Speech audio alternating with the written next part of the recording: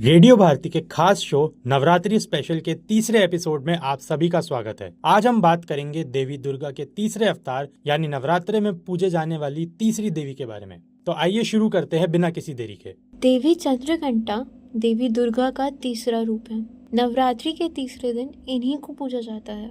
जो लोग इनकी पूजा सच्चे मन से करते हैं उन्हें अनंत शक्ति और बल की प्राप्ति होती है। यद्यपि पार्वती भगवान शिव को पति के रूप में पाने के लिए दृढ़ थी, परंतु भगवान शिव ने उनसे कहा कि वे किसी से विवाह नहीं करेंगे और ब्रह्मचारी रहेंगे। यह कटु सत्य सुनकर शिव जी से विवाह करने के लिए उन्हें घोर कष्ट सहना पड़ा। उनके कष्टों को देखकर भगवान शिव ने उनकी मांग मान ली और उनसे विवाह करने के लिए सहमत हो गए। भगवान शिव अन्य देवताओं, ऋषियों, तपस्वियों, भूत प्रेतों और अन्य अध्यात्मवादियों के साथ पार्वती के पिता और हिमालय के शासक राजा हिमावत के महल में पहुंचे। वहां भगवान शिव ने अपनी शाश्वत लीला के अंतर्गत अपना भयंकर रूप दिखाया। ऐसा भयंकर रूप देखकर पार्वती की माता मेनावती मूर्छित हो गई। जल्दी ही पार्वती ने देवी चंद्रघंटा का रूप धारण कर लिया, जिससे भगवान शिव सहित सभी लोग आश्चर्यचकित हो गए। उन्होंने भगवान शिव से प्रार्थना की कि वे अपने आकर्षक शांत रूप में लौट आएं। उनकी प्रार्थना पर भगवान शिव एक युवा आकर्षक पुरुष में बदल गए।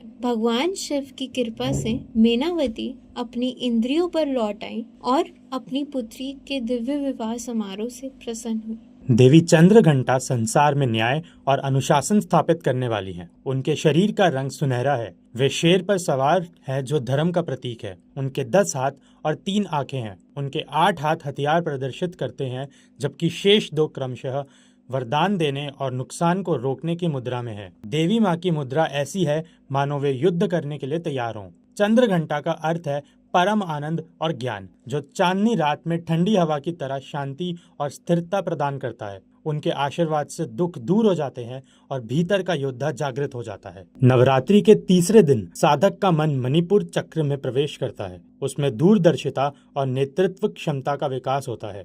माँ चंद्रघंटा की कृपा से साधक के सभी पाप भस्म हो जाते हैं और विघ्न बाधाएं भी दूर हो जाती हैं।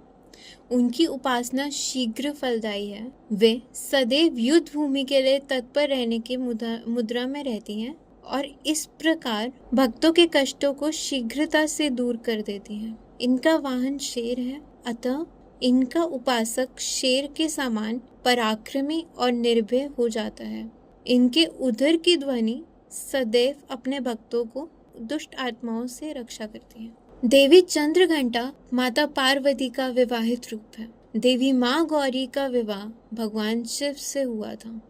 उन्होंने विवाह के बाद अपने माथे पर अर्धचंद्र का धारण करना शुरू किया था, जिसके कारण उन्हें चंद्रघंटा कहा जाता है। देवी चंद्रघंटा पूजा विधि नवरात्रि की तीसरी रात माँ चंद्रघंटा की पूजा से शुरू होती है, जो पवित्र पूजा का उपयोग करके की जाती है। भक्त मिट्टी से बने एक उथले तवे जैसे बर्तन को आधार के रूप में उपयोग करते हैं। मिट्टी की 3 परतें और सप्त धान्य के बीज तवे में डाले जाते हैं। इसके बाद थोड़ा पानी छिड़का जाता है ताकि बीजों को पर्याप्त नमी मिल सके। आधार में गंगाजल, सुपारी, कुछ सिक्के, अक्षत और दुर्वा घास से भरा एक कलश रखा जाता है।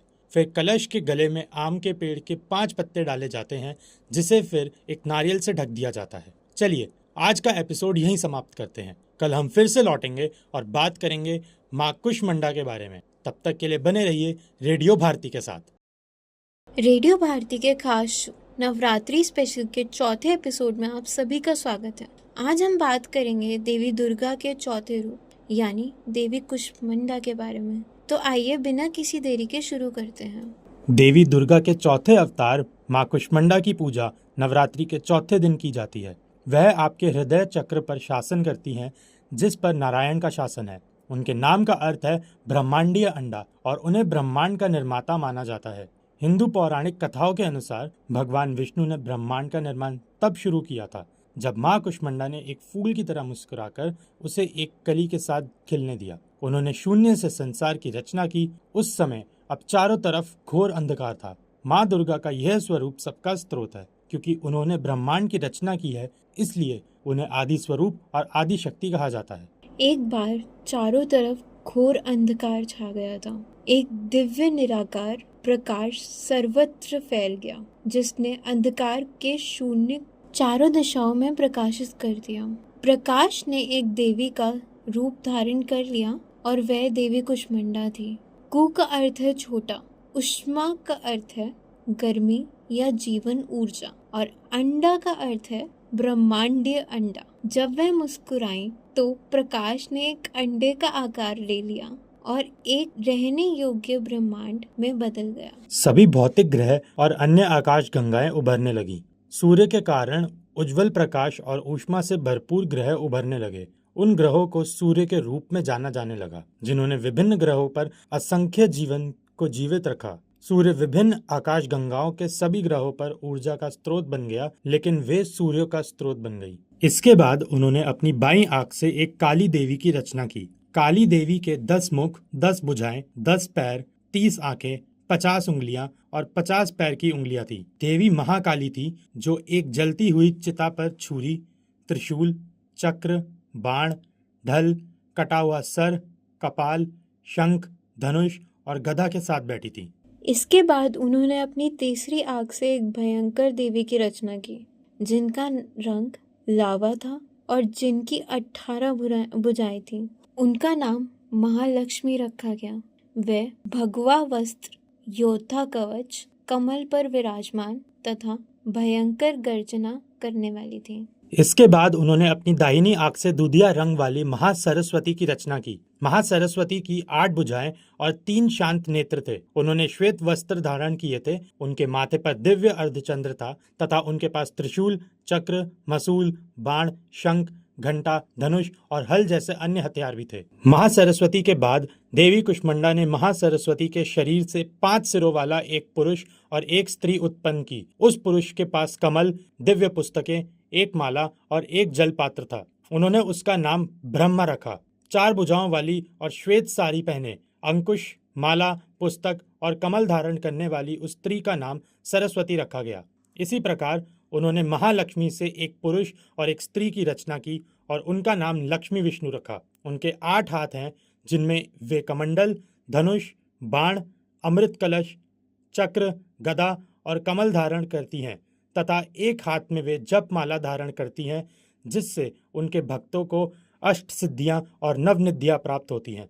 इन्हें अष्टभुजा भी कहा जाता है। इनका मुखमंडल दीप्तिमान और शरीर स्वर्णिम रंग का है। माँ कुष्मांडा का दिव्य आशीर्वाद आपकी मनोकामनाओं की पूर्ति में सहायक है। वे शत्रुओं को आपके पक्ष में करती हैं। माँ अंधकार में प्रकाश लाती हैं और आपके जीवन में सद्भाव स्थापित करती हैं। देवी कुष्मांडा पूजा विधि। नवरात्रि की चौथी रात देवी कुष्मांडा की पूजा से शुरू होती है, जो पवित्र पूजा सामग्री से की जाती है। भक्त मिट्टी से बने एक उतले तवे जैसे बर्तन को आधार के रूप में इस्तेमाल करते हैं। मिट्टी और सप्त धन्य के बीजों के 3 परतें कढ़ाई में डाली जाती हैं।